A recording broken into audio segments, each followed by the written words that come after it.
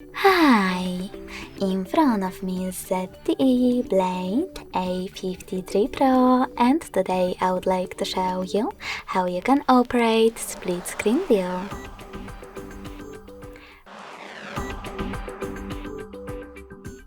First of all, you need to open two apps in the background that you wish to use in this view.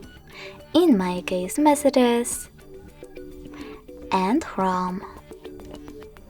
Now access background apps. In order to do that with Tricky's navigation, click on this square button. Now click on this icon next to three dots with two rectangles on an icon that you wish to use on the top half of your screen.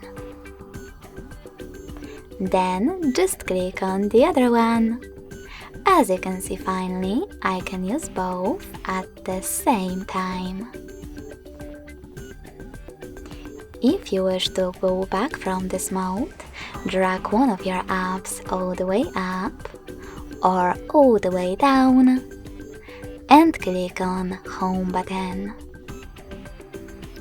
Thanks so much for watching. If you enjoyed this video, smash that like button, comment, and definitely subscribe.